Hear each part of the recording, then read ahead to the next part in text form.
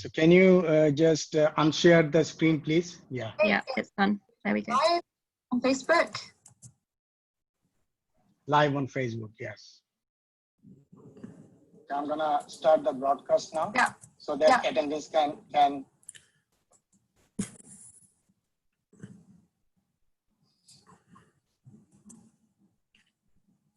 So can you just unshare the screen, please? Yeah. Yeah, it's done. There we go. Live on Facebook. Live on Facebook. We have 83 participants now. So we will wait for a few minutes so that all people should enter by this time. So can you just unshare the screen, please? Yeah. Yeah, it's done. There we go. Live on Facebook. Maybe we should mute our mics when we're not talking. So we will wait for a few minutes so that people.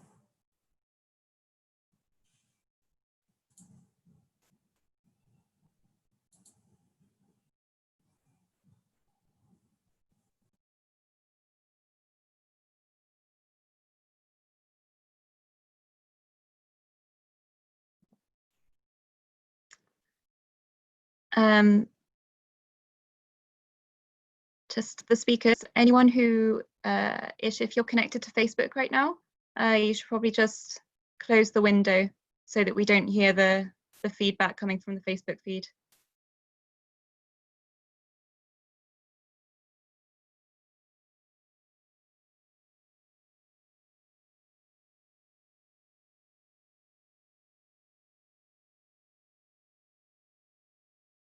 Emma.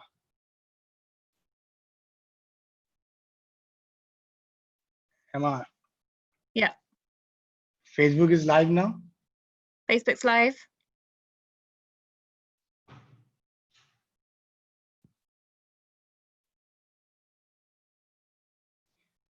We have 100 participants.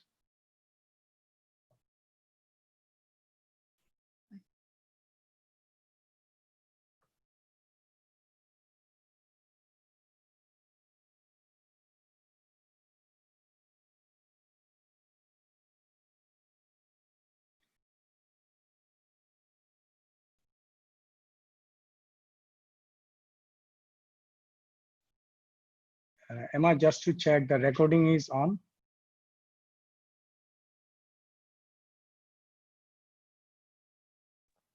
Yep, the recording's on. All right. So I think we should start now. It's 3 minutes past 6 p.m.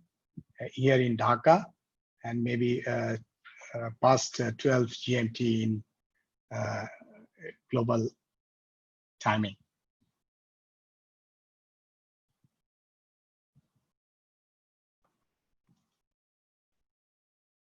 We start now.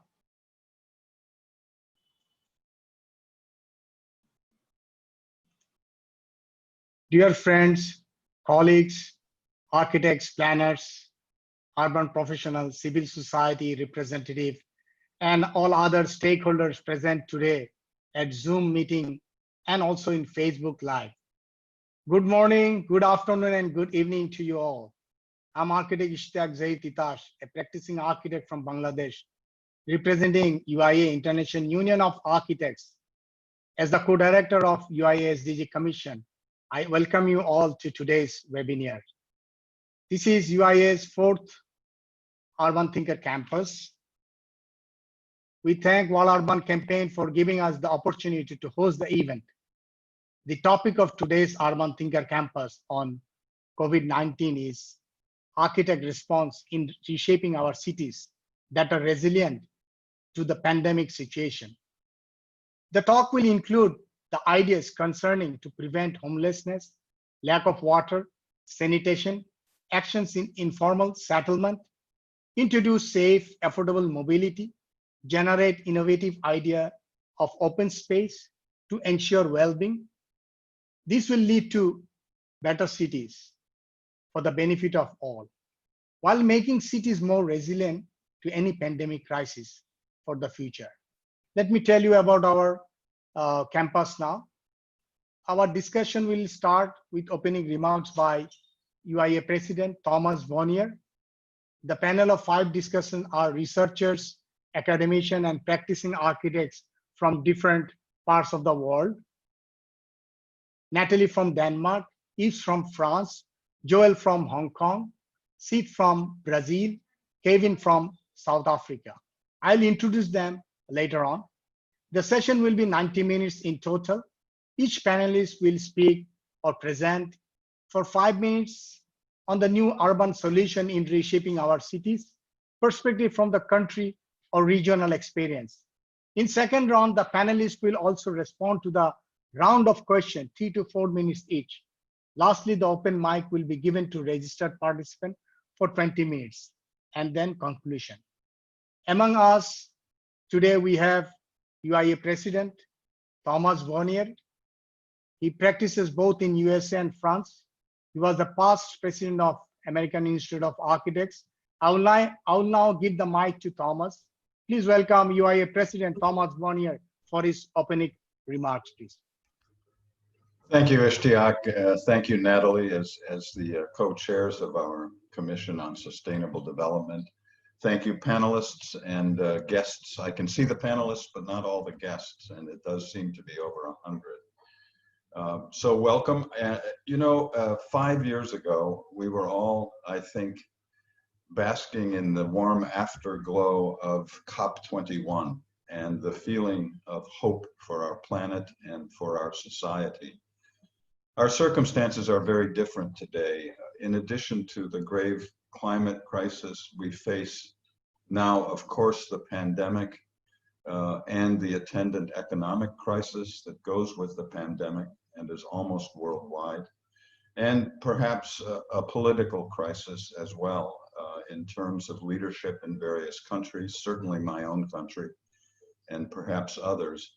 And I think organizations like this, like UN Habitat, like the World Urban Campus, like the Habitat Professional Forum, and the UIA itself are so important as institutions in a period where we can no longer really count on governments and on relations between governments as a way to move forward. And so these civil organizations and the goodwill of people in the professions and who are working for the good of the planet are really our hope today. And so that is why I am so pleased that the International Union of Architects, and particularly the co-chairs of our Commission and the people who are loyal to the UIA, have taken it upon themselves to organize this very interesting and important seminar.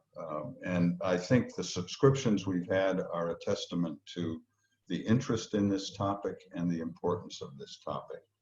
So I just will close my opening remarks by saying that 72 years ago, when the International Union of Architects was established, our planet was also in crisis, in a different kind of crisis, the aftermath of a terrible war and the destruction that that war created.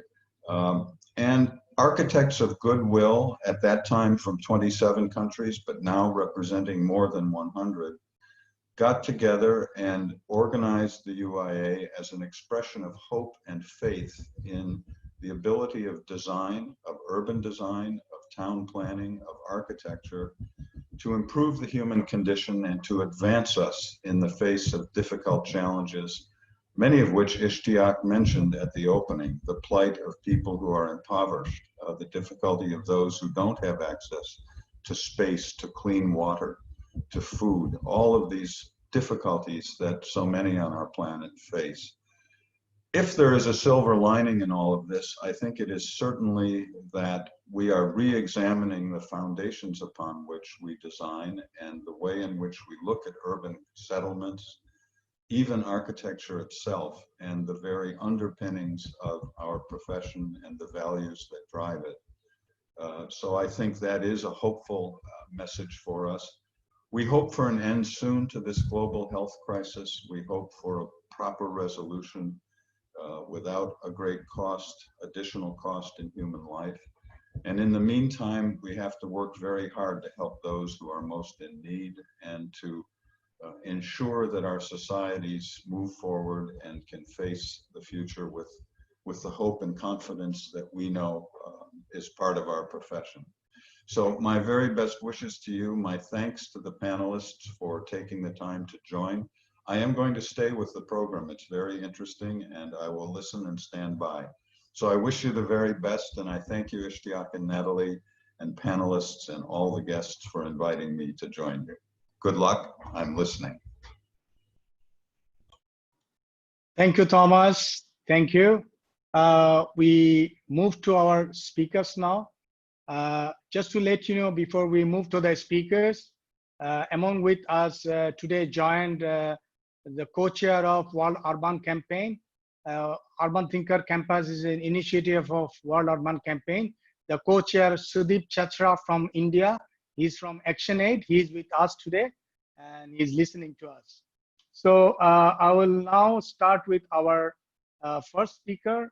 Let me just introduce Natalie Mossin. She's an architect, MAA. She's the head of Institute at the Institute of Architecture and Technology at the Royal Danish Academy of Fine Arts. Natalie is a specialist of sustainable development in the built environment, innovation in construction. She's based in Copenhagen, Denmark.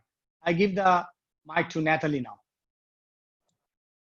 Thank you very much, Yves, and thank you all for this occasion that we can come together and discuss this very important subject. Over the next 5 minutes, I'll give a perspective from Denmark, and we will each of us in the panel try to give this regional perspective, because quite obviously, architecture has a strong interaction with sustainability, with health, with safety, and with how it's possible to deal with the pandemic. But it's also important to look at it always in context, as we do with all architecture. We have to look at the specific conditions on a specific site in a specific country. So by each giving a regional perspective, hopefully we can get a broader and more relevant discussion regarding the different aspects of an architectural response. So I'll share screen and show you a few slides.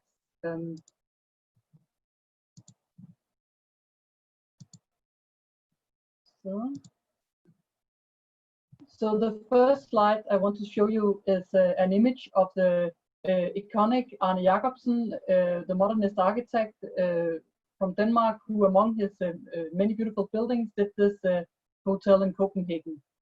During the lockdown of the early days of the pandemic, the closed hotel lit up rooms to form this heart and the letter CPH for Copenhagen. I show it here as an example of how we signal to each other when we are confined in our homes.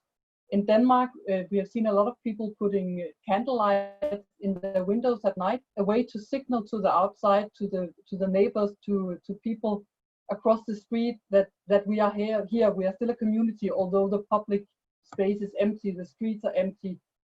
We don't meet anymore. We still through the building facade, through our windows, we still signal to each other.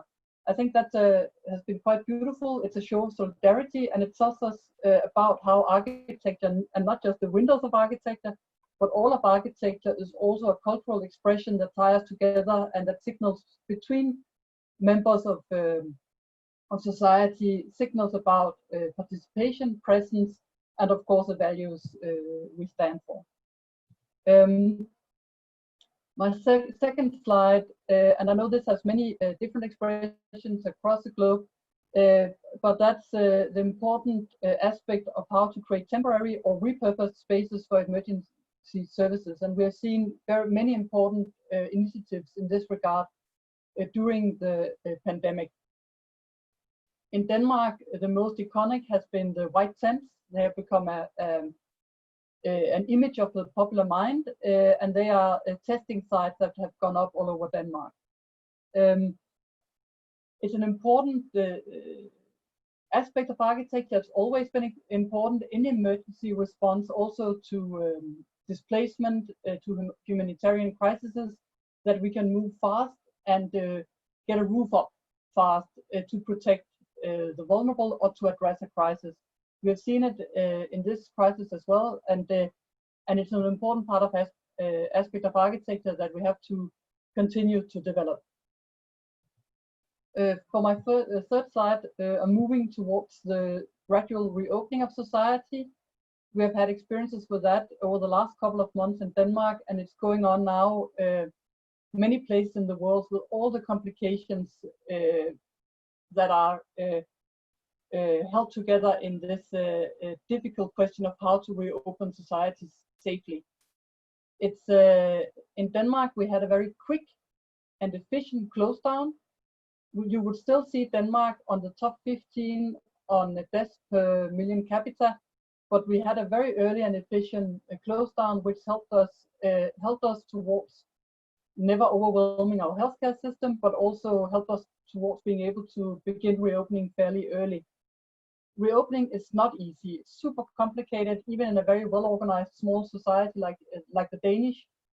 And we have a lot of experiences that I hope that we can be able to share through the UIA COVID Hub, because a lot of other countries will be going through similar situations. I chose the example here of the schools, because that's a key part to get society working, is to get schools opened again, both for the sake of the future generation, their education, but also to get parents back to work so that society can function. What you see here is examples of the Danish approach. On the one image, show a guide with inspirational ideas, as it's called. It's inspiration for easy solutions. It's a lot of easy ideas for how to work in existing buildings, subdivide simply by tape, by string, to help people stay in smaller groups, and in that sense contain and curb spread.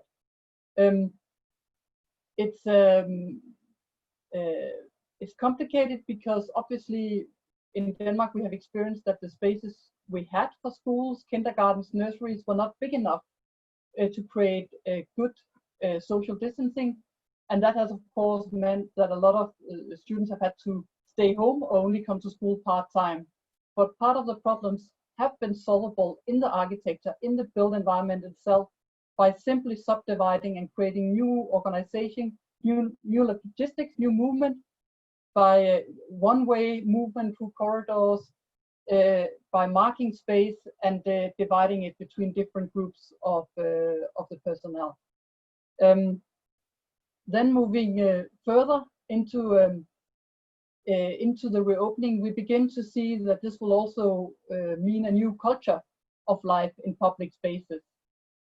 The one image you see here, the small image, is a pre-corona image of a boulevard in Copenhagen, designed by architects SLA. That kind of image you would see it all the time pre-corona. It's an image that only half a year ago would signal the good life, the lively city, the green spaces where people would assemble and talk and meet. Now it signals something else. Now what we see is risk, and that's going to affect cities and culture for a long time, I think. So what was previously livability is now at-risk behavior. How do we create livable cities where everybody have access to clean air, has access to outdoor areas without putting the population at risk? It's not that easy. And if you look into public spaces after the pandemic, you see something more like the image on the other side: regulation on how to use spaces, and of course fewer people using them. At the current moment in Denmark, if I'd shown an image from the lakes today, it would be closer to the pre-corona way of using spaces, but of course we are not coming back to the old normal, not now and not for a long time. The final image I wanted to show is just a few quick thoughts on future implications. I think we will get back to these discussions later in the debate, But just to say and strike like a few notes, and these are all Danish examples, we will see a lot more design for security. Already over the last 10, 20 years, we've seen a lot of security design move into our spaces. We will see more. On the second image, with this is the Untitled housing block by Big. I'm showing this as an example of green space as something you enjoy visually, but do not necessarily go out into. The third image is separate cabins for dining put up by the Danish Playhouse in Copenhagen. Are we going to rejoin communal activities? Are we going to try to keep separate also when we leave our homes eventually? Further down, two images of the central shopping street in Copenhagen, the Strøget, the pre-corona, post-corona.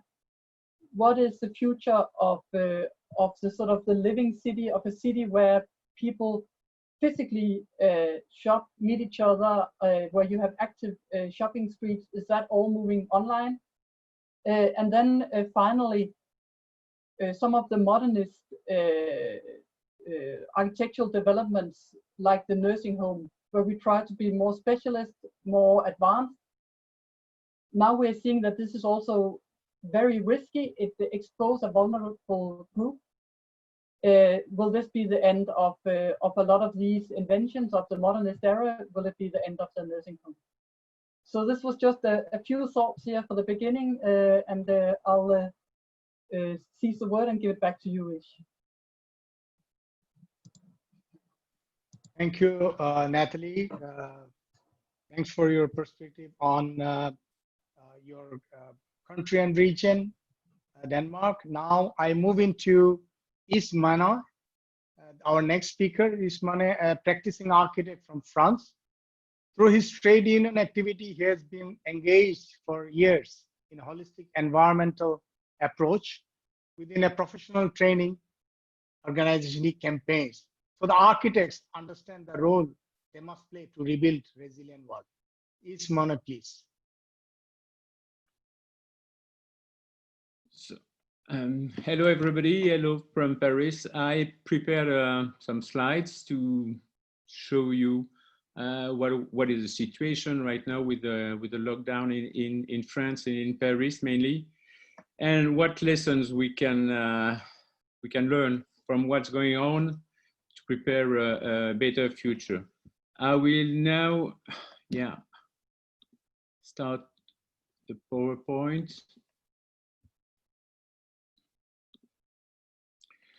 Well, to me, this situation, the crisis of the COVID-19, is like an industrial, a crash test. When you put dummies in a car and you see what's going on when you put them on a wall.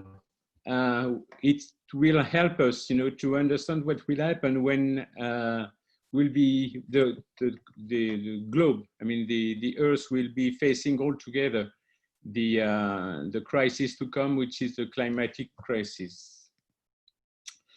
So this crisis affects all the sectors of the society, economy. It's breaking jobs. Social, it's killing people. Environment, I mean, it's affecting our environment, and maybe it's from the pressure we have in the environment, which is the reason we are facing this pandemic, the COVID-19 pandemic. And cultural, I mean, we are now talking in this cultural webinar of what will happen tomorrow. So everything started in France on March 9 and 17. And all of a sudden, 1 million people from the Paris region decided to move outside of the region to go to visit their family, to go to their second house. And what were the consequences? The consequences were 1 million Parisians in the streets of small villages, and maybe spreading the disease, spreading the virus. They arrived without preparation. So the grocery stores all over there was not prepared for that, and they were empty within a weekend. And the good point was also deserted centers and cities. So things that we haven't seen, even, I mean, for those who, like my parents, you know, who experienced the World War II. So this pandemic brought back the discussion, you know, city or country.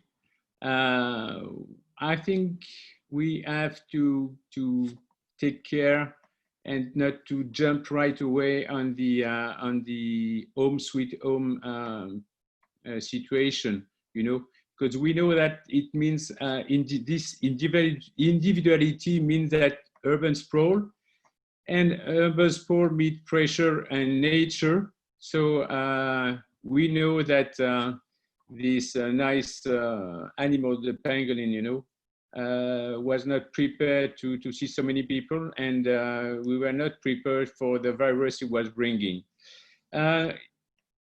The sweet home or the country, going back to the country movement means also that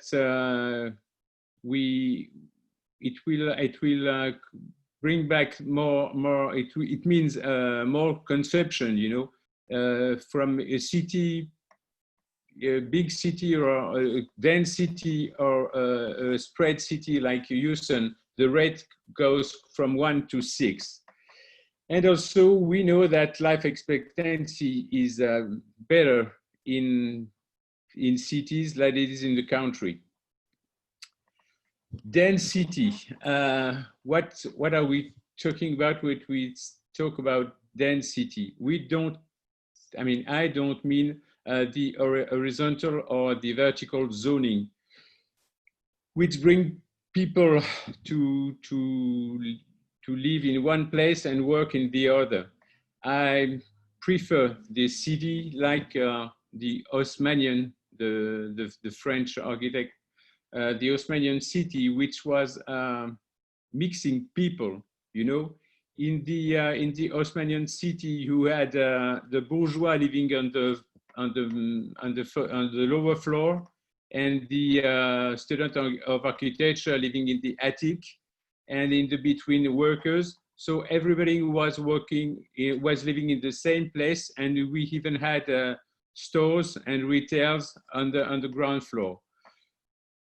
Also, we could see that during the lockdown, the confinement, the rate of pollution was dropping. It was in Paris, it dropped by 30%, which means that if we take care of the way we are living, you know, we can have a better city and a safer city and a healthier city. Healthy. It's not the first time the population, the population all over the world have to face crisis. I mean, in celebrity and pandemics, you know, are things that we already experience. And at the beginning of before World War II and after World War II, the answer that were given were architectural solutions. It was ventilation, cross ventilation in the building. It was balconies. It was whitewashed facades. That was a way to try to stop the virus and the epidemic and the unhealthy situation. Let's make a focus on balcony. I found out that balconies, you know, in the 80s and to the end of the century, balcony disappeared in the French architecture. Why? I think there was many reasons. One of them is, of course, vaccination, you know. So there were to cure, you don't have to you could just have a vaccine, and that was nice. Also, ventilation. With the mechanical ventilation, cross ventilation was not anymore, was just an option. And also the misuse of balconies, you know, people don't take care of their private places, and it can affect, it can bring fire to the city. And so that was something that some of our clients, you know, were, and the response was to tell the architect, I mean, forget about the balconies.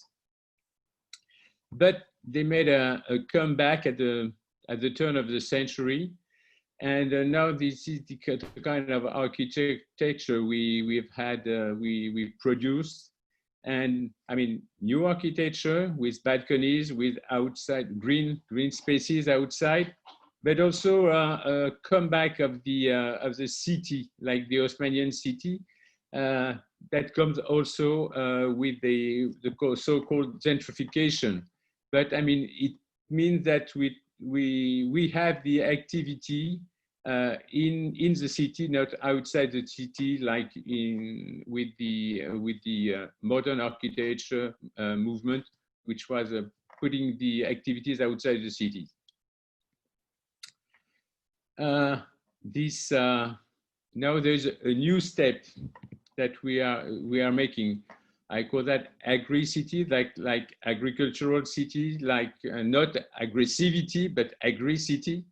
It takes its roots in history, in the history of architecture, with the garden city at the beginning of the 20th centuries. And now it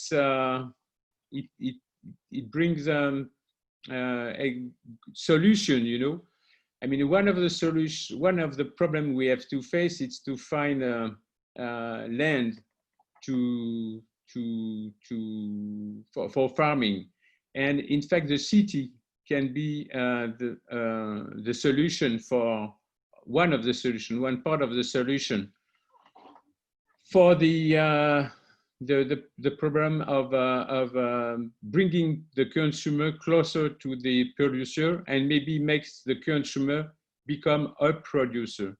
So there's many examples, like the one you have, the vertical farm, the roofs turned into vegetable gardens, and the green spaces, not with grass but with vegetables and with things useful, and with things that can solve the problem of food. I mean, we experienced that during the lockdown. You know, we realized that we are very weak, and we really rely on what's going on from far away. And what happens if there is no more means of transportation? So maybe we have to think of a much more local way, much more local source of farming and of bringing food to the city itself. Yves, sorry to interrupt. You have only 1 minute left, please.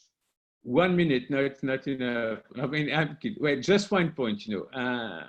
When we arrived, I mean, excuse me, I forgot. All of a sudden, you know, overnight, 40% of the Parisians became remote workers.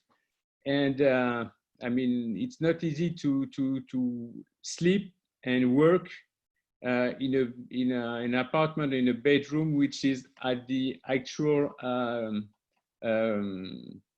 code of construction, which makes the a room from 9 to 12 square meters. So I think that there's maybe one lesson we can think about is to make apartments bigger and much more adaptable, much more flexible. I think I told you about area, the surface of apartment. I mean, we'll now talk about distances. As architects, we know distances, and all of a sudden, the distance, which is, I mean, what I can touch, what I can see, what I can grasp, become a social distance. Social distance meaning I can touch you and you have to step back. I mean, if we have a look at the actual buildings we are building, you know, most of them are made under a certain regulation, mainly fire regulation, that reduces the width of a corridor, the size of a classroom. And now what we experience is that because they are too small, they are not wide enough, the schools have to close. One point on the homeless, you know, that's a situation we are, I mean, in France, we are facing all year long. But with the pandemic, you know, it became a little more difficult. And so we had to open new facilities. I don't know, but if you are aware, but the film festival in Cannes could not open, but the whole festival opened for homeless. Basic needs, if we look back in time, you know, we had the Wallace fountains, and now they found they made not so nice, but they are still there.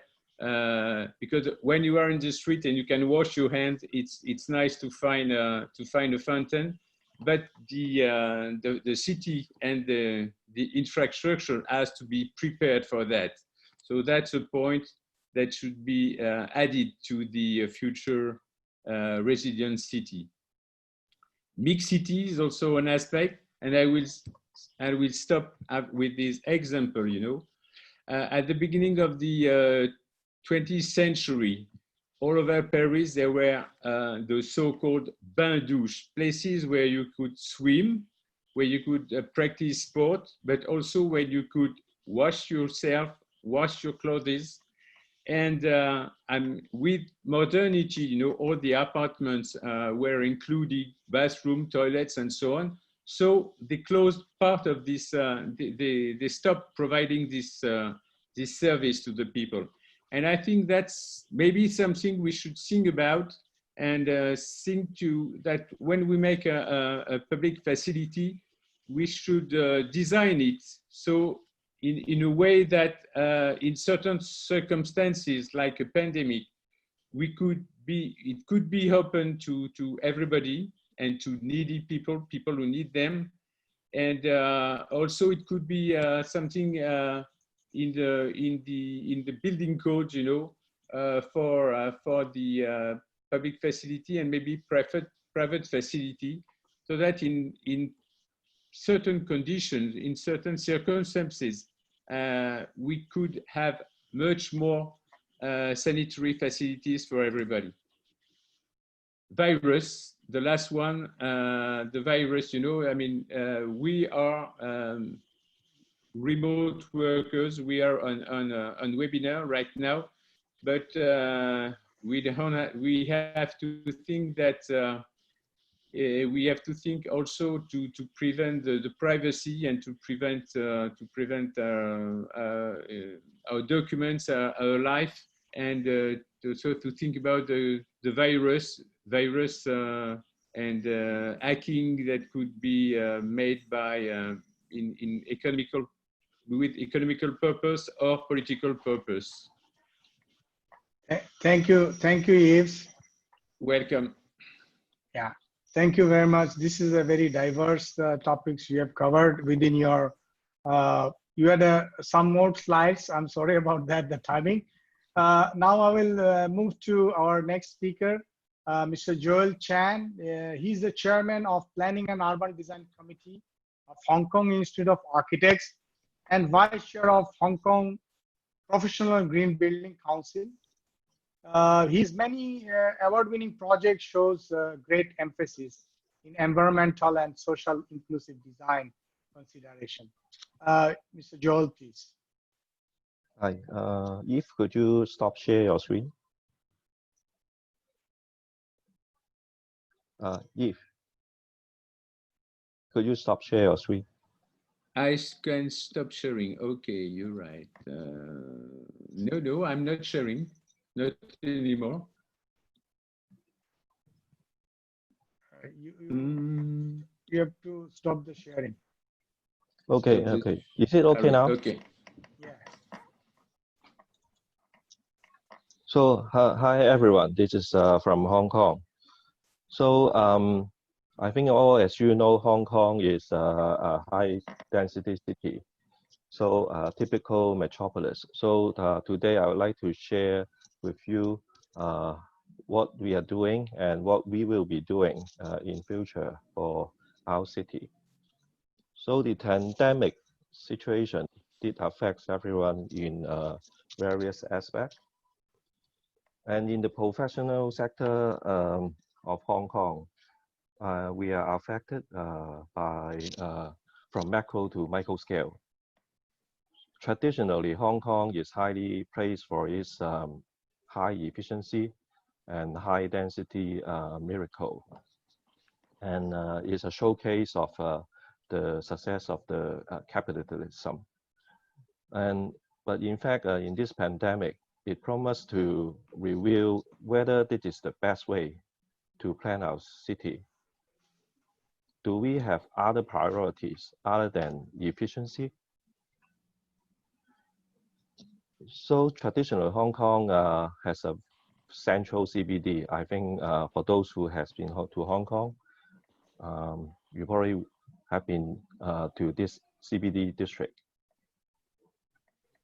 Because of this planning, actually most of our population did need to commute every day for sometimes some people maybe 3 hours, some people maybe 2 hours, commuting from the outskirts, the residential area, into the CBD area, as you can see in this red zone here.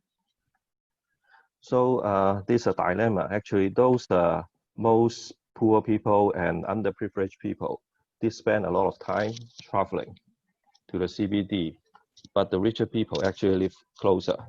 So is it the right way if we are going to expand our city? So the pandemic situation actually prompts us to rethink about what should be our priority. So whether we should actually decentralize our CBD to create more job opportunity, evenly distributed or distribute better within the territory. And the people living in the outskirts could probably enjoy a better living and a better living standard and also a better life. Apart from the city planning point of view, and this is something that we will definitely go ahead. In the past, this sort of personal mobile facilities, such as those electric scooter and also power assist bike, they are illegal. So now actually the government is seriously thinking to make this legalized, to give more choice, because during the pandemic, people are very hesitant to commute by railway and also bus, because they are all enclosed space. So in future infrastructure, we'll see more infrastructure will build something like what you see on the left side of the screen, not just for car, but also for other mode of transport, including walking and also some other mode of transport like bicycle and electric scooter. So I think in a nutshell then, in the future when we consider urban design, this also promised to rethink. In the past, Hong Kong is a car-centric city, and there's a tendency that now we realize the beauty of designing a city based on the need of the people. So on the right side is actually a recent completed projects that is pedestrianizing some of the original street. Another big issue is, I think everyone's know the elderly people, they are more subject to virus attack. So in the last few days, we have a third outbreak in Hong Kong. Several elderly centers has a serious outbreak. And this is one of the reasons is because Hong Kong is so dense, and you can see on the photos on the left, a lot of elderly center actually is the inner part of the city, and the living condition is not so good. And because they are not charging high, so the condition, living condition is actually, I would say, is not very respecting to the elderly. And during the lockdown, the pandemic situation, the elderly actually is not allowed to go out the elderly center and lock in a very small place. So this actually also promised to rethink, as such a wealthy city, could we have a better way to plan our elderly home? Can we consider something like we see in the States or in Japan? We can create a elderly district. So for the architectural side, so myself also a practicing architect. So my understanding is what we will be doing is we need to design better affordable housing, because public housing estate is also another source of outbreak. And for private residential, because of the high land price, our flat size is so small. So we believe there will be a tendency that private developer will need to design something safe for the private household, for the community. So such as one example like this one, with a, on the roof, you can see the communal space.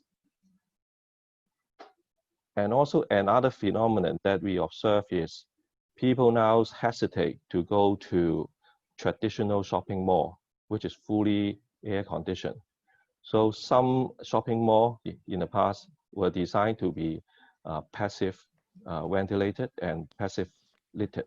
So all these shopping centers now become much more popular because people feel they are much safer to use this type of facilities. So we see this is also another trend in Hong Kong to rely more on natural ventilation and natural daylighting. Joel, So, you have only 1 minute left, Joel. Yeah, Sorry more to or less. interrupt. 1 minute, yeah. Yeah, it's fine. More or less finished. So another is the quarantine camp. Many of our architects actually did contribute. This is the Hong Kong way of dealing with quarantine camp. So we built using modular unit. In few weeks' time, we can finish the project, but of course not as fast as the mainland China friends. So they can build within 10 days. But all these actually architect is now contributing, and you can see in the middle of the photo, there's a very complicated drainage system, which we believe eventually would become, some of this design will becoming standard design in the other domestic building. So several slides in future, what we will be doing. Some of our public buildings should be disasters expansion and conversion ready to deal with the disasters in future. Our clients now is already asking, our detail must be easily to clean and antivirus. And also we are now doing things trying to be touchless design. For example, the toilet, you finish all your job without touching anything. And finally, the lobby design also will need to be revamped. Together, the applications of the technology as well. I can deliberate further if there's Q&A on my presentation. Thank you. Thank you, Joel. Thank you very much. We got the Asian perspective of what's going on and what we are going to do next. Now, I would like to go to our next speaker. He's all the way from Brazil, architect and urban planner, Sid Blanco, Jr. His specialties are in housing and urban development policies, governance, strategic planning, social inclusion, and citizen participation. He has more than 10 years of international experience in UK, Latin America, and Caribbean, and including UN agency. Please welcome Sid Blanco from Brazil. Thanks, Ish, and thanks, my colleagues. Good morning and good afternoon to everybody. It's a pleasure to be here and to listen to those wonderful thoughts and experience all around the world. Different from my colleagues, I think Ish provoked me to talk a little bit about what's going on in Latin America. And I've been looking through some news about what's going on here, and it's quite impressive if we realize that nowadays that 26% of the COVID cases in the world are in Latin America. And that if we take only 3 countries of the whole Americas, which means we're including the US, we represent almost 50% of the COVID cases around the world. So there's something happening here. The numbers are increasing, different from other places in the world where numbers are starting to become under control. Our numbers are getting high and high every day. And if we start thinking about what does it mean, it caught our attention to other types of numbers. And then I would like to share with you a little thought about the people living in informal settlements around the world. We are almost 8 billion people in the world, and we have almost 2 billion people in the world living in informal settlements, which means more than 12% of the population are living in these conditions. We also have to remember that by 2030, we will have 60% of the population as urban population. But are we talking about people living in urbanized cities? Do they have access to all the basic infrastructure needed to have good health conditions? Is this one of the reasons why Latin America is facing now all those increasing numbers? Maybe. And when we think about that, we're not only talking about people living in informal settlements, but we still have to think about the homeless increasing every day due to the crisis. Not only the crisis because of COVID. Latin America has been facing a financial crisis in the past 5 years, on and on. The past decade was the decade of Latin America, where you could see in the economists the crisis going up, and then just a few years later you could see the same crisis crying, because we are facing a huge financial, and not only financial, but also political crisis all around the countries in Latin America. So what we have done in Latin America in order to change this urban reality we have been facing now. Unfortunately, we have been focusing our urban policies, and especially our housing policies, on the market. We used to be famous around the world about Islam upgrading, especially in the 80s and the 90s. Everybody wanted to come to Brazil to see what we were doing, or to Colombia, to Medellin, to find out what the amazing work we have done. But on the other hand, we spent the past 10 years building houses in the metropolitan peripheries of our main cities, leaving to those people only the opportunity to have access to an infrastructure land without public services, with bad public transportation. We've let these people to come back to live in very bad housing conditions, in chants, Islams, in downtown areas. So what kind of housing have been in production in the past few years? So we need to start talking about, again, Islam upgrading. And when you're talking about Islam upgrading, we're talking about access to infrastructure, access to land, access for bad housing conditions, Otherwise, should we keep giving people masks, food, access to clean water in the entrance of the favelas? When they start entering the favelas, they will walk through a house where they have to share 30, 40 square meters with 10 people, all the streets with sewage going through, no trash collection, no water. So will these people be safe only with masks and clean water in the entrance if they have to leave their houses daily to keep working? So what kind of cities and what kind of housing policies and urban development plans are we architects doing in Latin America? Are we saving land in our master plans for social housing in infrastructured areas, or are we leaving them the periphery free land that the markets want them to have? Are we fighting against our national governments that are exterminating totally Islam upgrading projects or investments in infrastructure? What are we doing?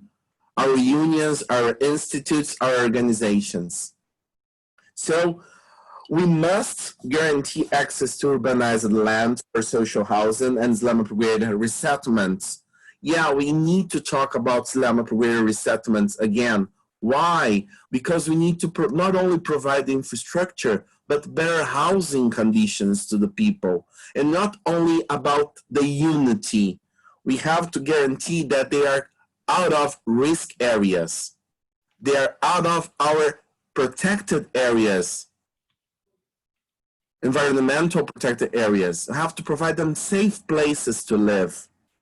We must plan our cities with mixed neighborhoods, not only because it's good to have the supermarket, school, and housing, but for mixed income families. We have to guarantee the end of inequality, and we architects can do this through design, through planning. And this is our work in order to achieve the Sustainable Development Goals. We do have this power through our work, not only academically speaking, through our work as designers, as planners.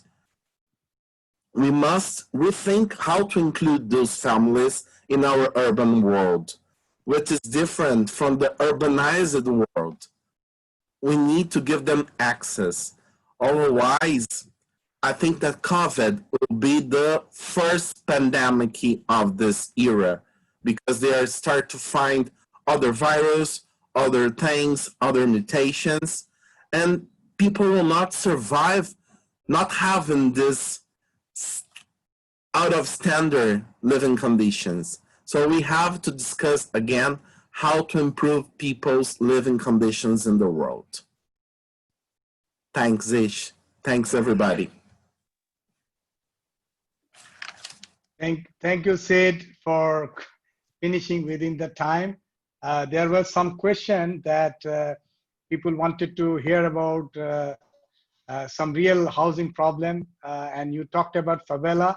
There was some question answer going on the background, and people were happy to withdraw their question after you have finished your talk.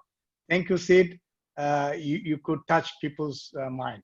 Now I move to our friend Kevin Bingham from Durban, South Africa. He's an architect, and his career has spanned academic and private sector, both together. He was the former president of SAIA. His specialties are the relationship between infectious diseases and architecture, designing medical facilities and buildings for rural communities. I would like to take the mic, ask Kevin to take the mic, please. Thank you very much, Ishtiaque, and welcome to everyone. Good day. I'm in the middle of a storm here and there's hail outside, so if you hear thunder in the background, you'll know what's happening. South Africa and most of Africa was late in the world in world terms to be affected by COVID-19. With a population of around 60 million people, South Africa recognized the threat early and learned from experiences elsewhere in the world and opted for a 3-week lockdown from the 27th of March to the 16th of April. It was then extended to the end of April. I need the next slide, please. I must thank Emma, who's in Paris, changing slides for me. Some essential services returned to work from what was termed level 4 on the 1st of May, steepening the curve and the daily recorded infection rate. Level 3 was implemented in June and saw building contractors return to their construction sites. Emma, if you can change the slide, please. The graph clearly shows the resultant increases related to the relaxation of the lockdown measures, with a recent peak of 13,734 new cases on the 9th of July. I don't think you're seeing my slides at the moment. Over 2 million tests have been carried out, and there are 238,000 confirmed cases, with just under 4,000 deaths in total. The recovery rate is approximately 47%, and deaths only at 1.5%. This could be attributed to South Africa's youthful median age of 27.6 years. Countries fondly reference New Zealand as the success in the current pandemic, and so it is. We must, however, remind ourselves that New Zealand has 19 people per kilometre, while South Africa has 50. We must also consider that the population of one city, Johannesburg, is over 5.5 million people, close to New Zealand's entire population of 5 million, and has a population density of 3,400 per square kilometre. More importantly, New Zealand has a gross national income per capita of $42,670 US, while South Africa's figure is around $6,000 US. 2016 data shows that approximately 1 in 7 households in South Africa lived in informal dwellings. And this figure, with this figure being higher in metropolitan areas where 1 in every 5 households is an informal dwelling. Khayelitsha is the largest township in South Africa, covering 43.5 square kilometers, with close to 2 million people, all located in these informal settlements you see on the screen. The density is 46,000 people per square kilometer. And so the question is asked, what is the architect's response to reshaping our cities that are resilient to pandemic situations? What the current pandemic has done is highlight the disparity between the wealthy and the poor. I've mentioned space, and I've also mentioned income. The epidemic has, for the most part, removed the daily subsistence income from the poor. And space that was originally limited to sleeping for a short part of the day became the impossible lockdown isolation units for now over 100 days. The reshaping of cities has largely been the prerogative of the wealthy, while the poor have incrementally created their own planning on the fringes. While academia well-intentionally provides a balanced curriculum, its focus on the generalist produces graduates best suited for first world employment or foreign shores, with a handful remaining to address the city, but not necessarily the areas where the pandemic is most likely to spread. In fact, in South Africa, only around 7% of building plans are submitted to the local authorities under a professional architect. The bulk are submitted by technologists or draftspersons. So my response to the question on the architect's response to the pandemic is arguably not enough or very little thus far. So how do we address this? As architects schooled in the making of space, it is our duty to address this question. Private space can remain largely unchanged, but it is the public space that requires addressing. What is public space? It is, inter alia, public buildings, hospitals and clinics, schools, marketplaces, community centers, and public space of the street. These spaces of public interface and circulation become the breeding grounds for illness, and their management and control, offering safety and security to the inhabitants, must become the focus for the majority of South African architects. Current COVID interventions for the homeless include secured tent towns with little consideration of social distancing. Empower Shack, addressing shack spatial densities have recently constructed these intervention projects also in the Cape, nominated recently also for an RIB award on the outskirts of the city. The benefits, if I can go to the next slide, please. The benefits of natural light and ventilation and the respiratory epidemic are well known and may need to be reviewed in these examples. The mistakes made in South Africa in regard to the 1918 Spanish flu and the fever hospitals of the time are being addressed. One example is the repurposing of the Cape Town International Convention Centre as a quarantine centre. Further care in the separation of movement, circulation, and divisional areas is being reviewed in medical facilities, and the lessons learned will translate into all public spaces.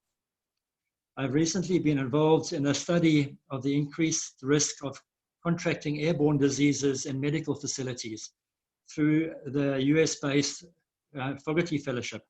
The study records the buildup of carbon dioxide in spaces as a marker for risk.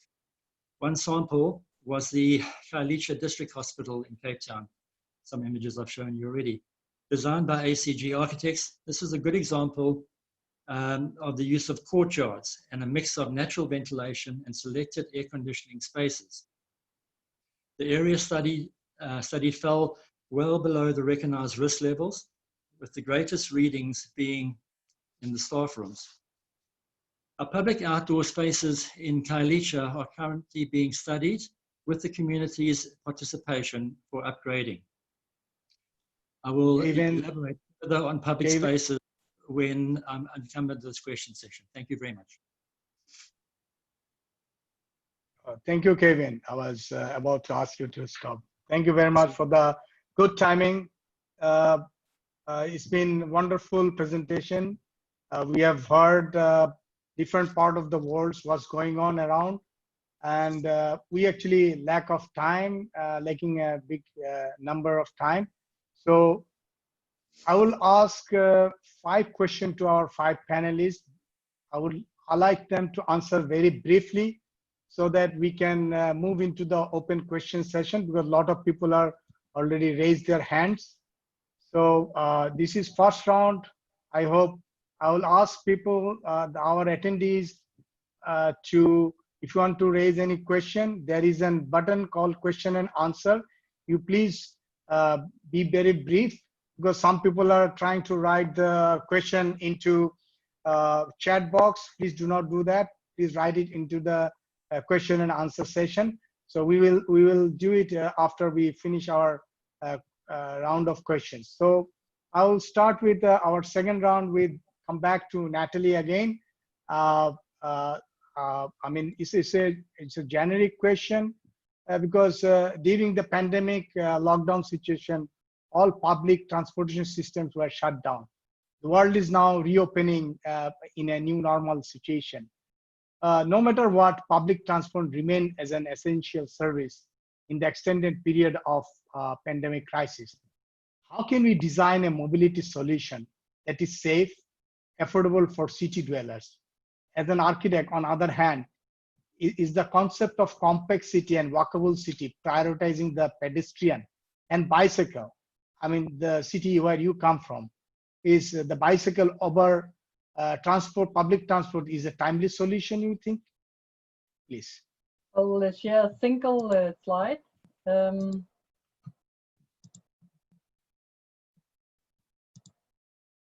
Let's see, it's here. Yeah. Well, I think when we talk about the safe, sustainable, and affordable mobility, what we have seen during the crisis is really a stress test of what we already knew, that a lot of places in the world does not provide this kind of mobility. Mobility is not affordable, it's not sustainable, and it's not safe. So really, in what I have seen in Copenhagen, where we have over the last 10, 20 years built a lot of bicycle and walking infrastructure, is that it came in very handy. We needed it in this situation, just as we needed generally to create more sustainable and safe mobility.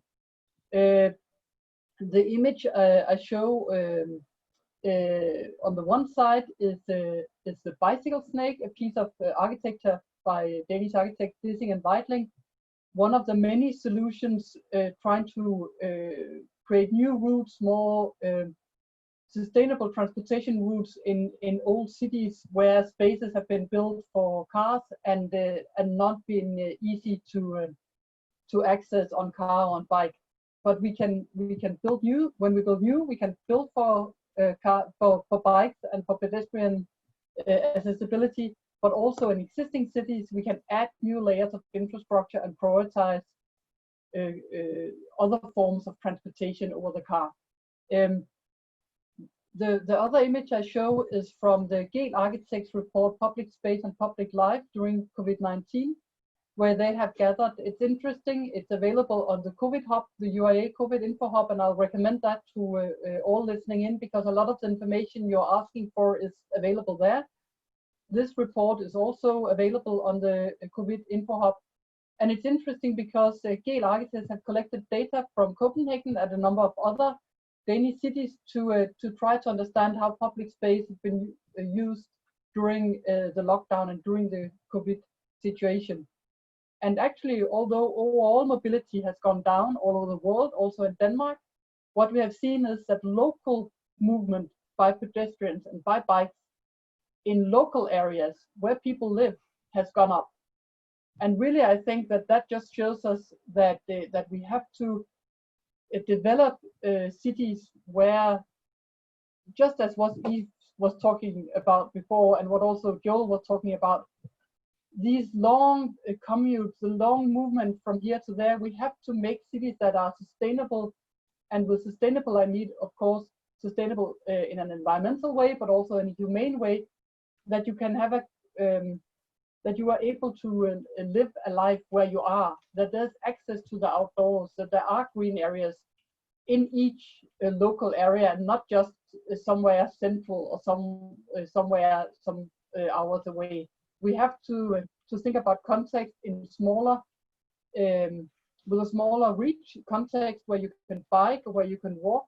And then, of course, when we connect those smaller local contexts, we need the metro, we need the train, but we should certainly continue to build out a infrastructure for bikes and for pedestrians.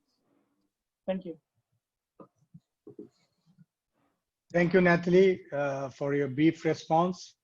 Now I move to Yves. This is another basic question to any architects. I mean, staying home is the most effective prevention measure to fight COVID-19. But there are around 1.8 million people in the world who lack adequate housing. Without adequate housing, it is impossible to carry out social distancing and good hygienic practice. Some people do not even have shelter. Current cities miserably fail to cater them. So how do urban professionals, we are as an architect, provide a solution to prevent this homelessness situation? I know you have showed some slide in your presentation, so I'd like to have a response from you.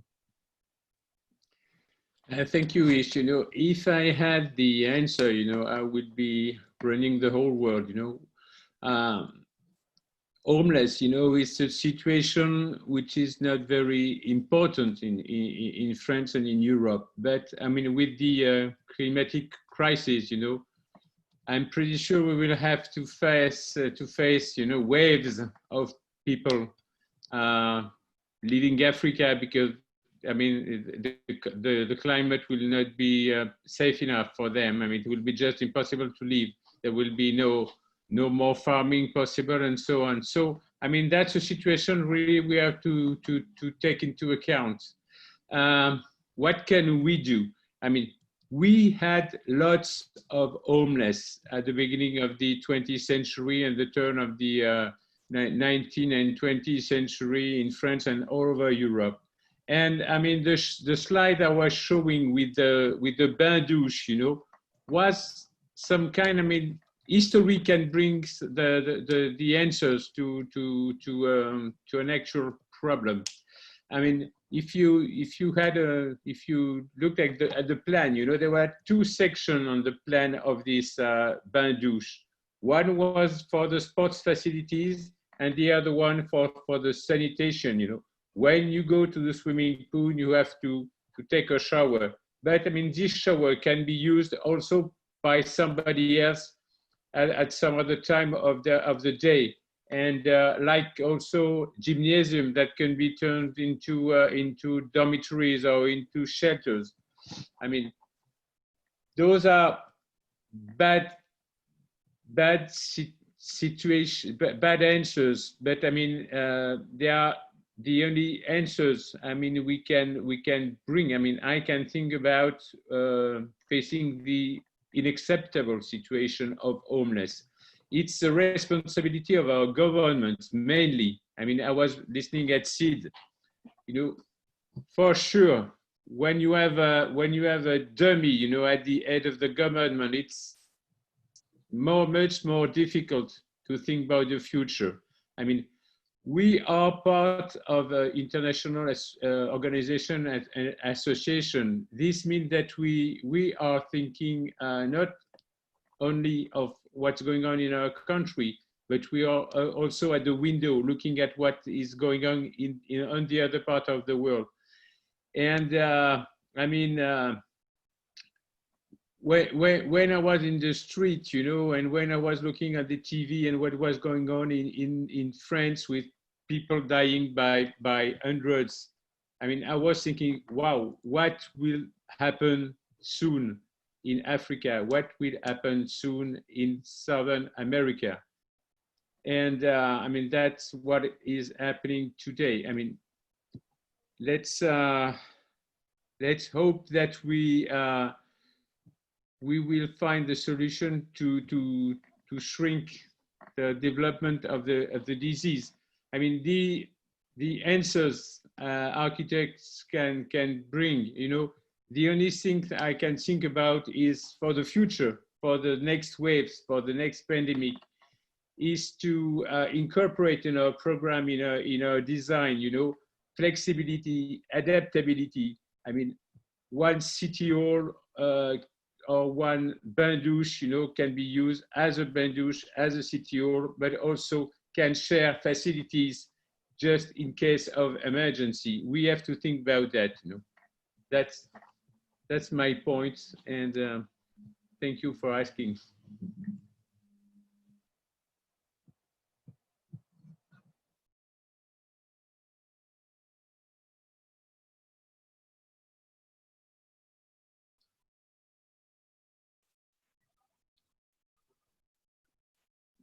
Ish, you have to switch on the mic. Thank you for reminding me. Our next speaker, I'm going to ask the next question to Joel. This is all about our clean water and sanitation.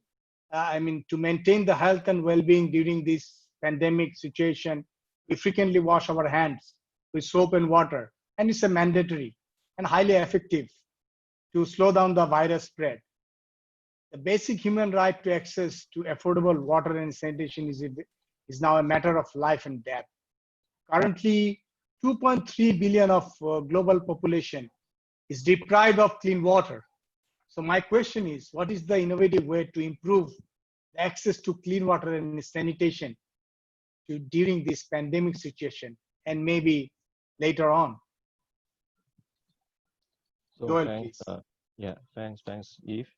So I'm not a scientist, but I would like to answer from the angle of an architect. So now I would like to start from the sharing of my one of my previous slides. So can you see the screen? Yes. Yeah. So this is a blow-up of one of my earlier slides.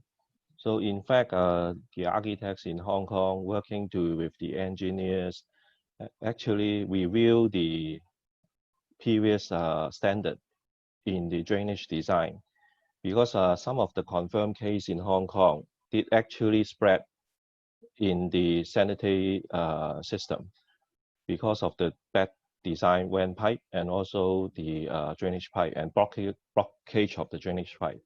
So you can see here, this is a new system that we architects working with the engineers come up with a brand new design for the drainage system. I think this probably will be the standard of the future, but in fact, architects, in my opinion, in various aspects could contribute to improving the healthy standard. And then regarding the questions about how we can deal with the issues of the scarcity of water. So now my understanding is actually about how we understand one of the most important thing is the hydrological cycle. It's same as important as the carbon cycle. So what actually architects I think could be contributing is I would say is three things. How we can retain the water before they are going back to the sea, and how we reduce the use of water, and then how we can help to recycle the wastewater. So to retain the water, actually, of course, engineers will build reservoir and dam. But for the architects, what we can do is how we can capture the water, of course, underground, in the air, and also how we can reduce, capture the water that's supposed to be going into the natural ground.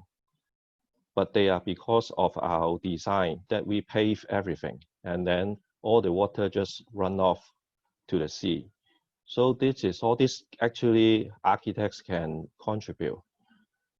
And how we do the open space design did affect the amount of water that we are spending on doing irrigation, and the water that is not utilized and then just gone into the sea. So the last thing is how we can actually reduce the use of water by adopting water recycling, and also for example, some roof to collect the rainwater to store up for reusing. So all these actually architects could contribute in the building process. But of course, I understand there are a lot of other people doing some very meaningful things. For example, doing some water filtration system that can be used in the third world to convert dirty water into drinking water. So all this actually is good, and how we actually architect could collaborate with all this sort of innovative way into the architecture, I think is what architects contribute. So lastly, I would like to show this one. I think this is in the book. Yves and Natalie prepared this publication on the SDG. So this is one of the goals in the SDG, and this is an illustrative example. And a group of architects did build this structure using very simple method and indigenous way and easy to install. And they capture every morning, there are a lot of mist in the air. That is the first thing that I said, how to retain the moisture in the air and then reuse it. So this is one good example showing what architects can contribute in solving the issues of the scarcity of water. Thank you.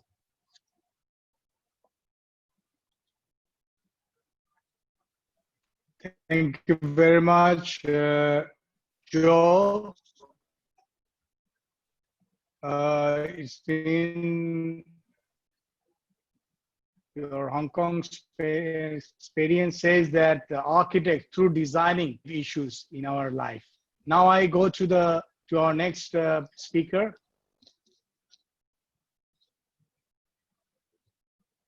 Sid Blanco. Obviously, to Sid, we'll be asking about informal sectors. Talking about, you already talked about favela, but around 1 billion people in the world are living in slum right now. My question is, what would be the adequate action in poor and densely populated areas, particularly in informal sector? And further to that, how can we help plan, design, build, manage cities to make communities more resilient to future health crisis? Because managing cities is a big problem for us. Sid, please. Thanks, Ish. Like I mentioned before, I do believe that we have an important role in planning our cities. And we cannot disconnect housing from access to land. If we can guarantee, first of all, land for reshaping the cities and reshaping these slums, because we know we have very well organized slums all around the world with open streets, even open spaces. But due to the economical crisis of the past few years, density in slums have grown increasingly. So we need to provide these people better living conditions. So we have to reshape those places. They need access to air or to natural light.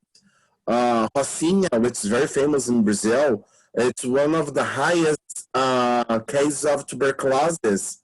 It's close to middle age, so we need to change that.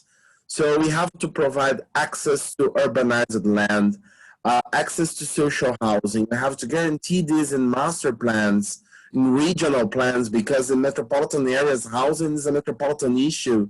You cannot solve housing in metropolitan territories without discussing with all the municipalities involved in this process.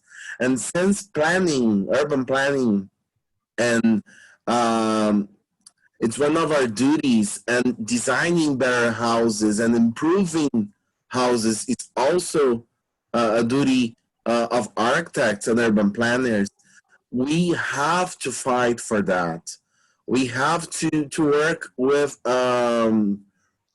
renewing some houses, look into our downtown abandoned areas and provide access to abandoned warehouses, harbor areas. Why we only talk about renew and we think about skyscrapers, new offices, hotels, fancies?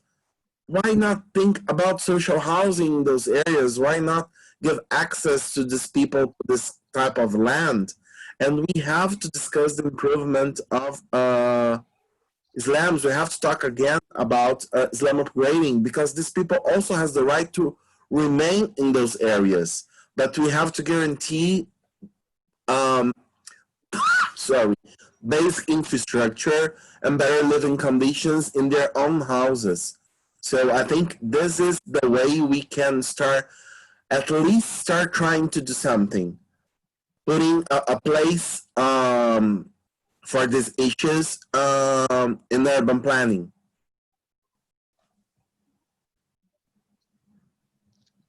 Thank you, Sid. Thank you very much. Now, our last question to Kevin. I'll expect a very brief one because we are almost run out of our time. We'll now open, after Kevin's answer, we will open the floor for the open mic.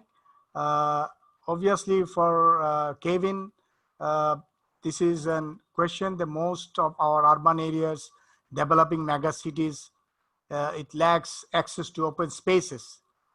This may have a detrimental effect on mental and physical health during the long stay in pandemic situation. Now, my question is, how can an architect, through designing, can combat the congregation of large gathering in open space, in opposed to designing small pocket space for smaller group in the dense urban fabric? Thanks, Ish. The good news is that we'll get through this pandemic and come out the other side. I wonder how much we learned from the flu in the early 1900s, and I made reference to it in my earlier conversation. But you've made mention of mental health, and in a poorer community where you have homelessness, part of the mental health actually ties into abuse, substance abuse. The homeless are the figures on homeless substance abuse is really great, and to have to lock them up, because you saw the fences earlier around the tented cities where they're being held as isolation units, I think opens problems in itself with them having to go cold turkey. In terms of hopelessness, I think there's been a large increase in mental health problems of late. And us as architects, Yves made mention of balconies having been brought in France some time ago, and it's really having access to people, connectivity, and also touch as well. And touch could be via IT solutions. We must also think of design for children and for the old as well. So I know the UIA has a commission that deals with children, and that's work that they're hopefully going to be doing as well. In terms of gatherings, small or large, you saw the squatter camps, and it's really, as Sid was saying early on, it's actually formalizing these areas to put spaces in between them to actually create open spaces. You can't have 5 or 6 people locking themselves down in one room. In terms of architecture and larger scale new projects, architects should consider the ground floor as an opportunity for public to engage with each other and to spill out onto the streetways as well.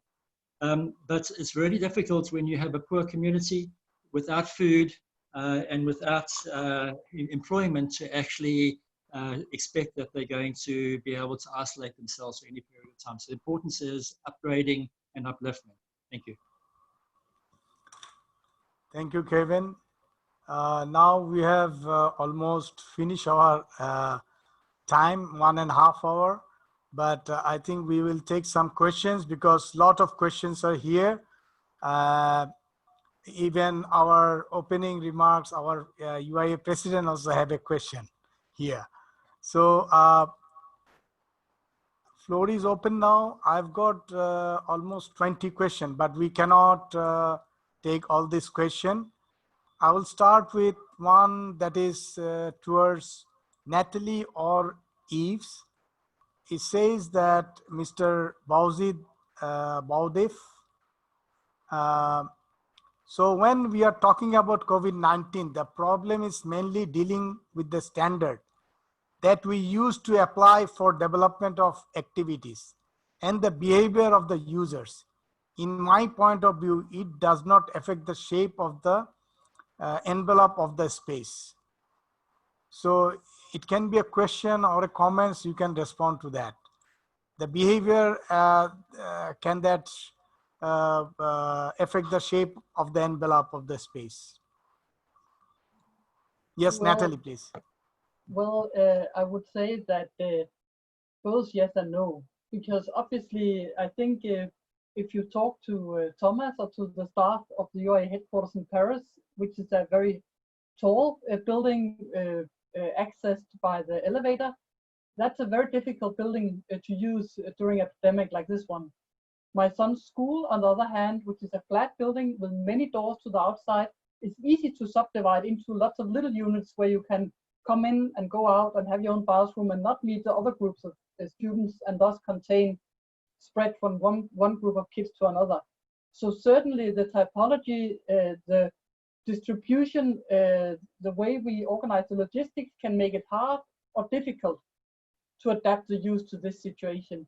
And I think, again, as I said before, some of the core values of sustainable development, making buildings humane, making them environmentally sustainable, actually plays along with the health concerns. Natural light, natural ventilation, a distribution that has a humane scale where you can also feel at home, access to the outside, all these elements which are qualities that we want in architecture also help us in a crisis like this one.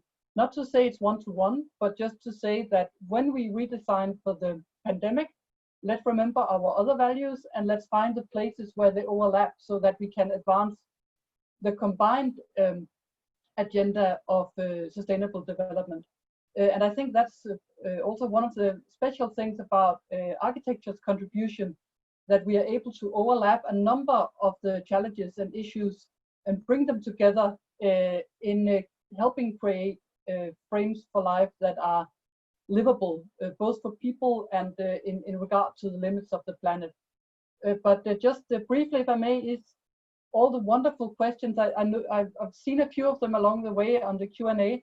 Some of them certainly deserves much more than the time we have left. Maybe afterwards, you could go through them and pick a few for follow-up discussions, because I think a few of them actually could carry a whole debate. And then just to suggest for you, Kevin, that maybe we could share the slides of today on the Info Hub, the UIA Info Hub, because that could also maybe assist in regard to some of the questions asked. Thanks.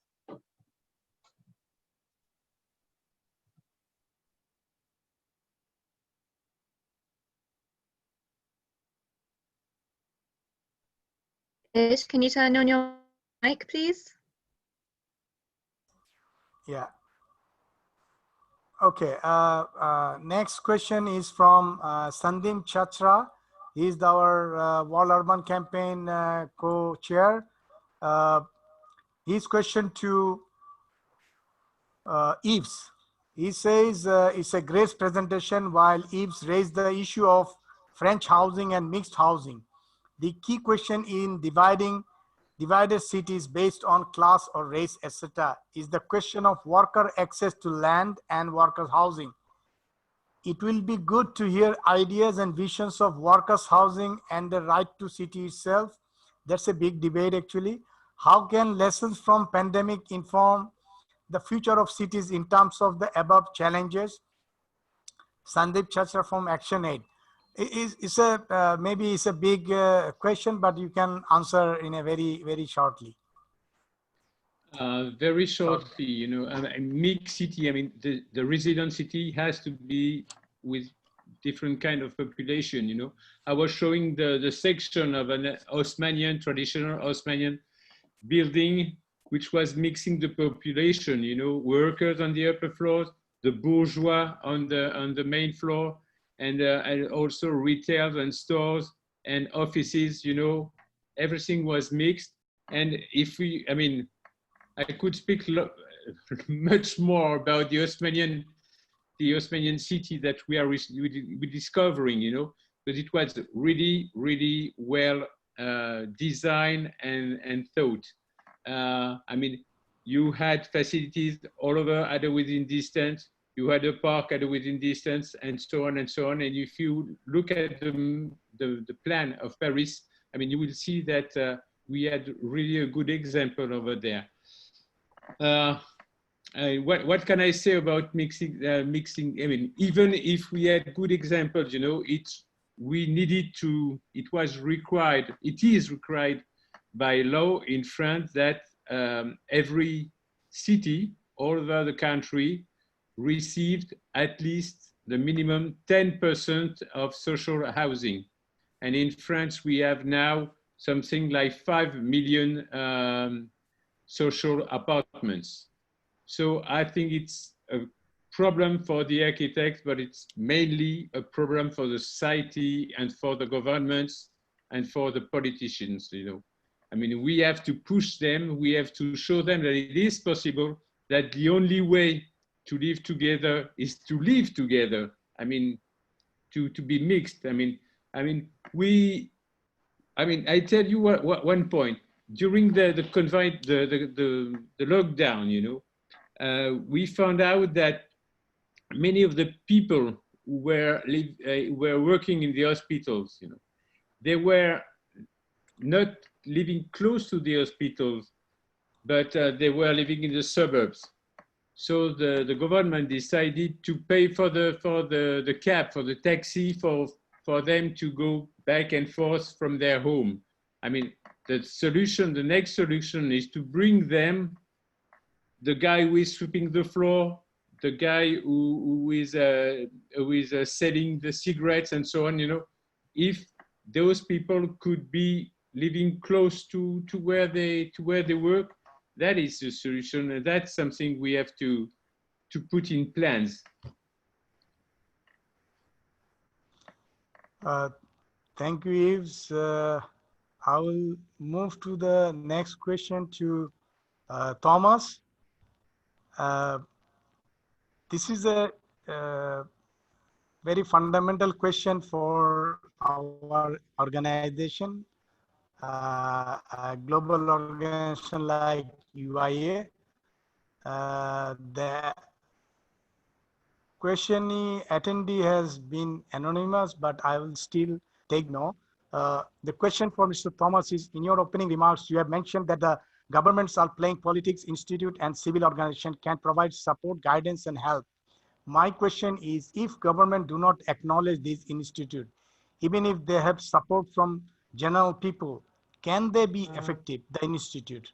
Referring to the incident of USA leaving WHO and other incidents, how important do you think is the relationship between institute and government? Can institute enforce the governments? Thomas, please. Well, I think the first thing I would say is that perhaps as never before in my lifetime, I think in the developed world, there is now support for and recognition of the basic amenities of urban life. And I don't know if Yves Monnot would agree, but I think in Paris, there is an entire generation, and perhaps two, that have never known the city without automobiles or thousands upon thousands of tourists. And in the last months, I think these people have seen what Paris can be like when it is used in a reasonable fashion and when the streets are given to the people and not to vehicles. And I think this is happening all over the world for people who are in positions of comfort and advantage, it must be said. And so I think in response to this question, if governments do not reflect the desires of the people or the wishes of the people, then the government must be changed. And I fervently hope that is going to happen in the United States next November. I make no attempt to conceal my feelings on this matter. We are very poorly led. I think a number of other very important countries are very poorly led at the moment. We have allowed private interests and narrow interests to dominate public life. And it may take a crisis of this dimension, of this nature, to reverse many of these things.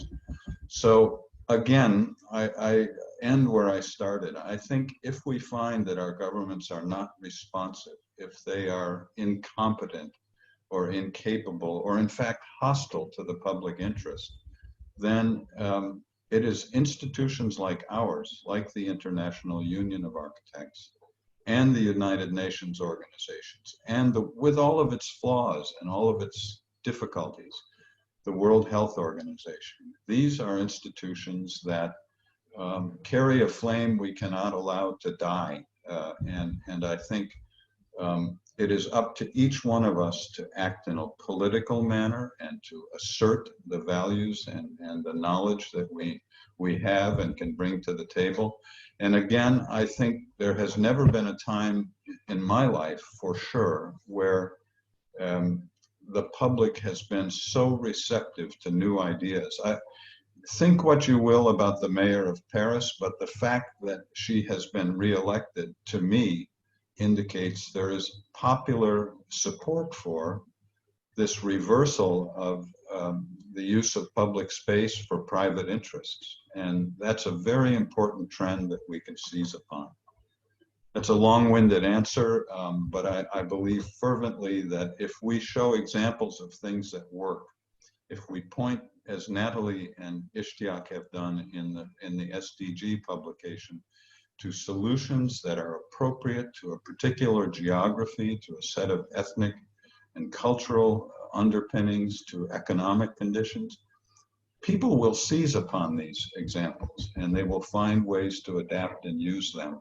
It's a wonderfully valuable role, and it has a place in Durban, where Kevin lives, and in Hong Kong, where Joel lives. These ideas work on every level in every society. Ish, I want to thank you and the panel for putting together this fantastic session. I've been looking at the comments. You have a wonderful set of reactions, so congratulations and thank you.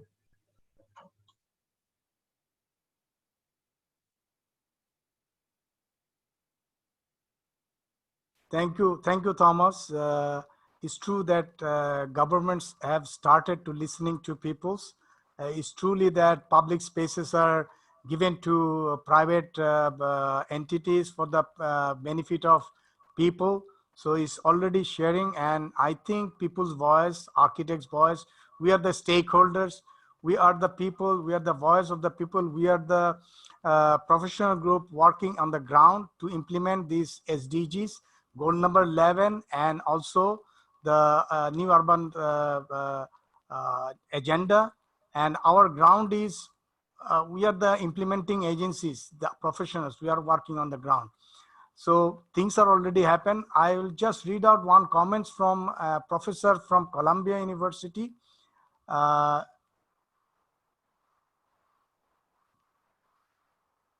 Just a second.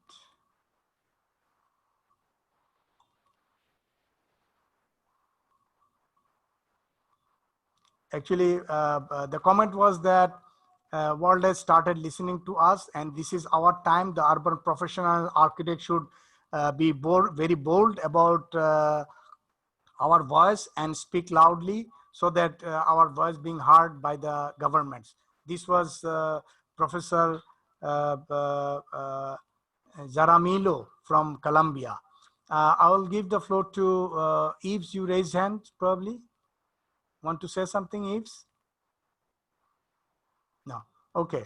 So we have another 5 minutes to keep.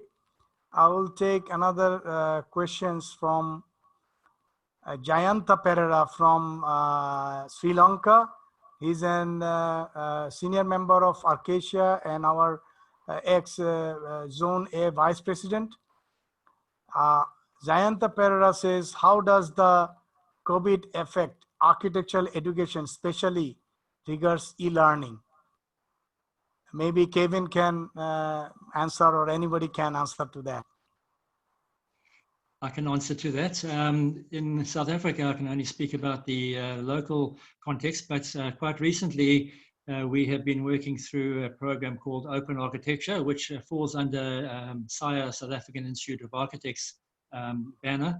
It's one of their transformation policies, and it's all online. They often webinars, international ones with universities linked to Canada, Australia, and the UK. And we're currently looking at, well, we started doing this a number of years ago, but currently looking at an online school. And one of your listeners of today is the program director of Open Architecture. And we've learned that you can actually learn online. It's through blended learning. You need to, the Oxford Brookes method does it as well in the UK and the EU. And what we found is that at the same time, we've run both the same course online with engagement, where the students not ever meet. They meet maybe 8 times a year, but for the rest of the year, it's all done online. And they run the same course full time. And we've noticed that the online students actually, who get examined in the same examination as the other students, get higher grades. And that's something to be learned from that, because it's engaging online. You can actually draw on your screen and talk as if I'm talking to you now and put your work. So I think there's a great future for it, not to take away from universities. There will always be universities, and you need variation. So I think there's going to be different foci at different universities offering something each. Thank you. Yes, education is going to be also changed, and it will take a different shape. I'm sure we'll think new things. We got another comments from, it's not a question, but I will read it out from one of our member, Z Smith, says, if our leader won't change, we must change our leaders. Thank you, Z Smith. And I'll take another one from UK. Bublan, let me tell you one thing. I'm only responding to the question. Those are sent to question and answer panel, because a lot of people are already sending into chat box long messages, but it's very difficult to retrieve those. So Bublan UK says, if we architects take power or involve in politics, it is easy us to implement building our dreams. Hope we need to introduce new cultural globally through UIA. Architect must empower as ruler, design, society and building and urban. Please, everyone think and give your idea. So if anybody wants to respond to it.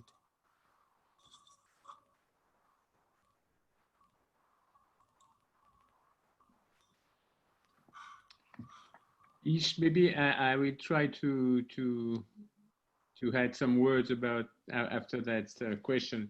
I mean, we are asked many things, but we have to be prepared to give the right answers. You know, the world is getting more and more difficult. More and more social problems, technical problems, climatic problems, and so on. So, I mean, what I wanted to add to my presentation is that, I mean, if we want to be the conductor, you know, we have to prepare ourselves to this special task, very difficult task, and learn and learn and learn again, and keep learning. Because I mean, the solutions are not that easy, and we have to be able to work with people. We have to be able to communicate. We have to be to understand, to understand what we can ask to the specialists and so on. I mean, learning, and then after that, we can rely on our imagination. If I can also jump in there, I think it's critical that organizations like ours take the lead. The engagement with governments, I think, is critical, and the architecture and architects need to be taken seriously in the world. The value that we bring through our lengthy education is something that needs to be understood and respected. So I think engagement with governments needs to be improved on. Our own marketing, for lack of another word, of what we do and what our value is, I think is something we can work on further. And I was raised the question about education earlier. Contextual education is critical. We need to actually be dealing with the problems of today. Architects are battling in their offices around the world at the present moment with the lockdowns. Many have closed and many have lost projects because construction sites have slowed or closed down. And so I think there's a repurposing that needs to take place, and this is an ideal opportunity. Thank you, Kevin.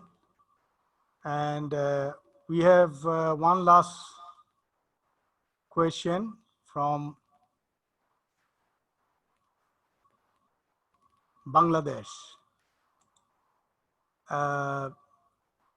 She's an architect, Samsun Nahar Munni, BR.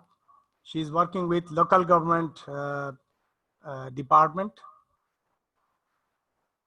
In current global high-tech information technological development time, when digital communication is very advanced, and on the other hand, people are homeless due to catastrophic flood, landslides, or riverbanks, due to environmental pollution disaster, and during the COVID-19 crisis, what is the role of architecture and engineering practice during Corona pandemic?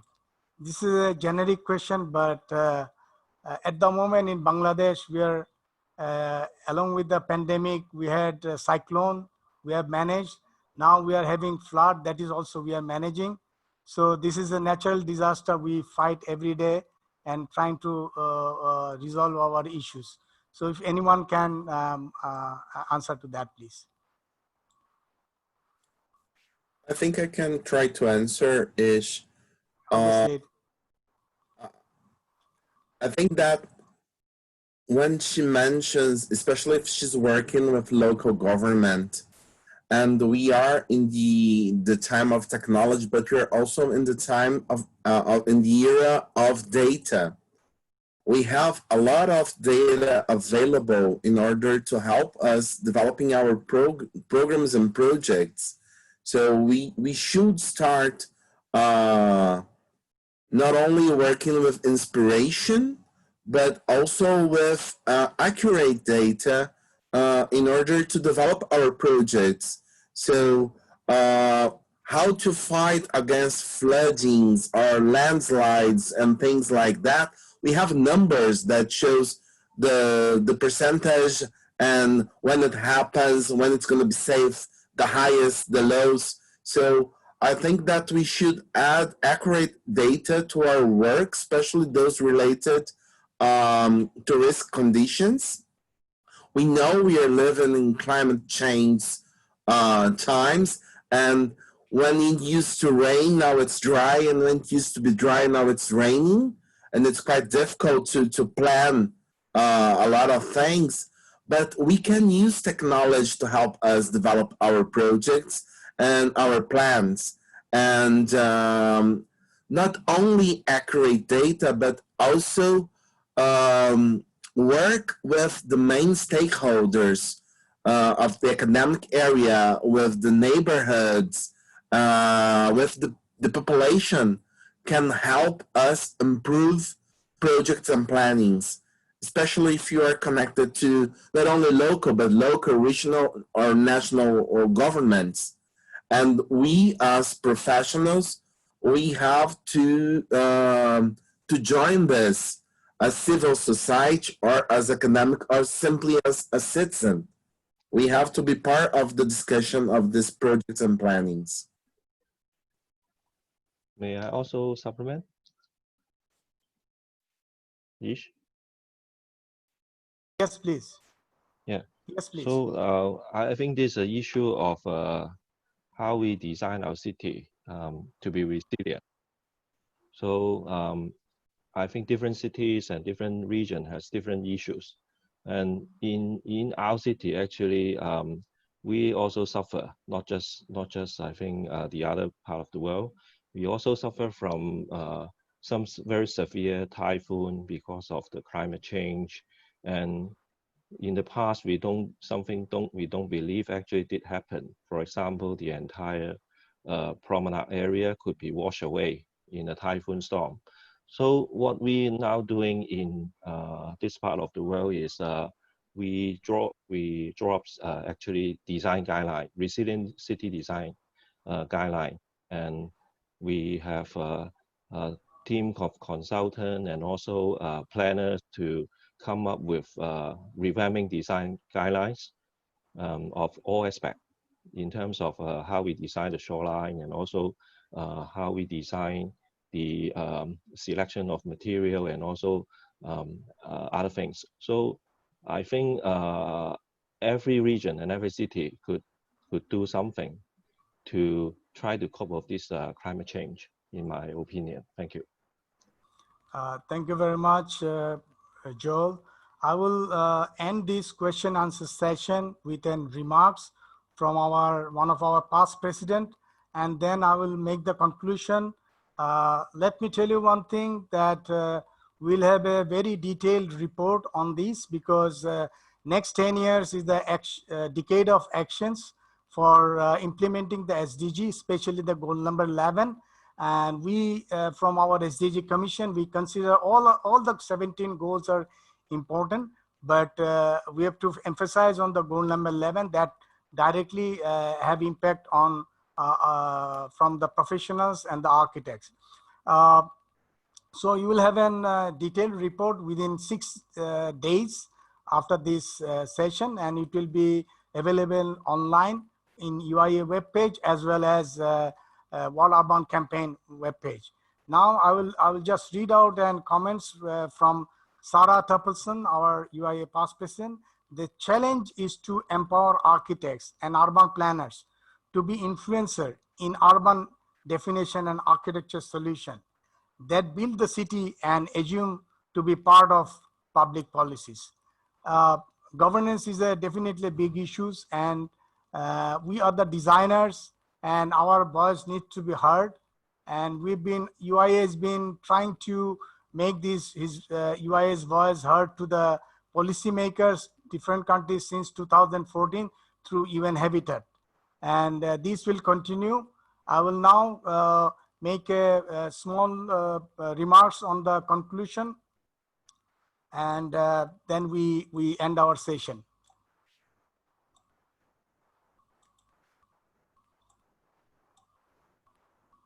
So those who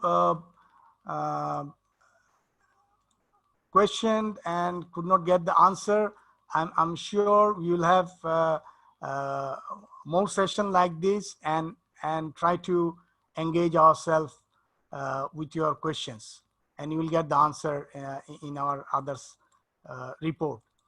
Now, one thing we did not talk much about, but very briefly covered, is the climate.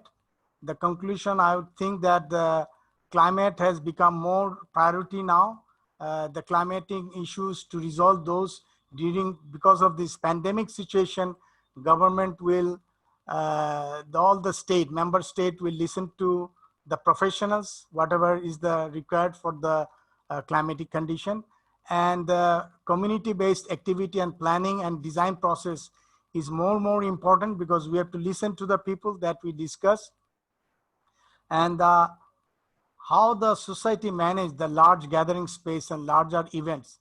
We talked about gymnasiums that's transformed into private spaces for the people for living.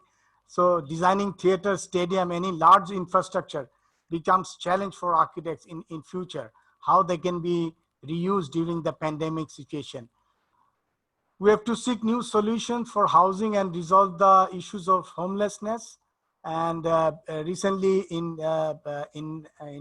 Copenhagen, UN 17 Eco Village, a new paradigm already is in place. So solutions are coming up, and the new concept of shared housing also challenged due to COVID-19, the social distancing measure.